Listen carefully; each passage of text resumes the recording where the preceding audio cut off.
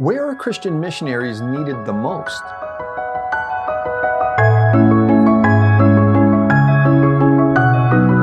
Hi, it's Calvin Smith here, and welcome to Creation Basics, where our goal is to make God's creation part of your everyday conversation. Now, today's question is, where are Christian missionaries needed the most? Might sound a little funny, but Jesus' command to go therefore and make disciples of all nations in Matthew 28:19 is why most churches allocate funds and take up special offerings towards missionaries that they support.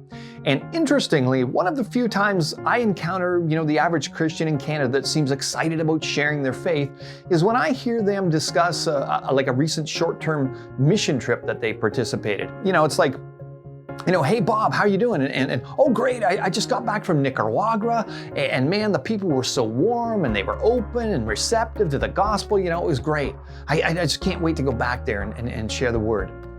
But when you're discussing sharing the gospel with their neighbors next door, colleagues at work, or their unsaved family and friends at home, they often don't seem so excited at all. So why is that? Well, let's face it, typically in many less developed countries, the average person is more likely to believe in God in general. And the fact that missionaries are bringing aid in time and materials and financial support is also endearing to folks, even if only superficially. And also the interactions are usually relatively brief, so everyone's typically on their best behavior, so to speak. So it's no wonder that people's reactions are more positive overall. But Answers in Genesis and other major Christian organizations have conducted research showing that the Christian church in the Western world is shrinking rapidly, with up to 70% of young people from Christian homes abandoning the faith they grew up in. And if this trend continues, where will the church be in 3 generations? If the majority of missionaries are supported by the prayerful, consideration and donations from faithful Christians from Western world countries, where Christianity as a whole is collapsing, what does the future hold? Where will missionaries get the support they need to carry out Jesus' command in the future? We better get a strategy together, and fast. Oh, but wait, there already is one. You see, before traveling to the countries that they'll serve in, long-term missionaries often prepare for months by studying the historical background and the cultural beliefs of the people they'll be evangelizing to determine the biggest objections to and what would be the best method of communicating the gospel effectively. It's vital to understand the dominant belief system in the society that you're going to be trying to reach, so that the missionaries can find ways of showing the natives how their culture fits into the biblical narrative, that they're descendants of Adam, sinners in need of salvation through Christ Jesus. Well, let's use the same method to understand how best to share the gospel with our own unchurched family and friends at home. What's the overriding worldview that's been taught to virtually every person in the West? Well, it's the story of evolution. And it completely conflicts with the Bible and the gospel. So when we become equipped to deal with that false belief, we'll be prepared to engage the majority of the people we meet much more effectively. Perhaps the reason believers are more confident witnessing overseas than in their backyard, so to speak, is because they're often far less hostile and equipped with arguments against the faith, particularly in scientific areas.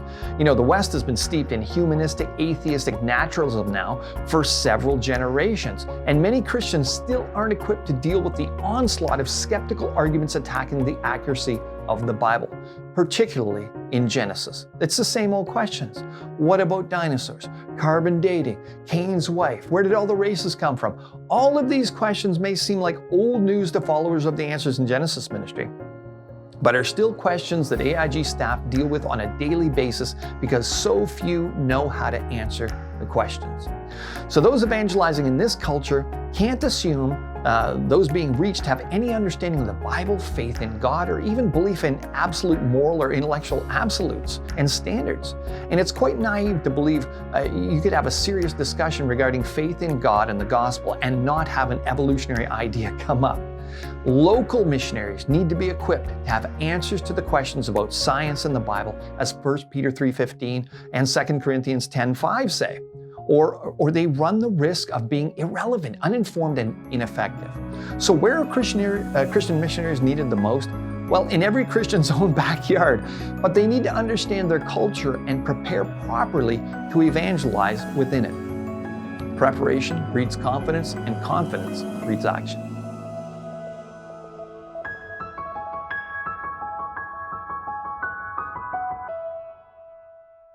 Hey folks, Calvin here. Subscribe to the channel, ring the bell, share the content, click the button, blah, blah, blah. I know, you've heard it so often, it's just annoying. But here's the thing. If you're enjoying this content and want other people to benefit from it as well, kind of think of it as donating to our Answers in Genesis Canada advertising campaign without having to spend a dime. We want to be good stewards of your support. And of course, advertising is very expensive. But with the algorithms set up the way they are, it's kind of like getting these platforms that are often quite unfriendly to Christian content to promote gospel outreach for free. And if you've been blessed by this content, understand the importance of biblical authority, and have the means, please consider giving a one-time gift or becoming one of our monthly supporters by clicking the link below. Stay blessed.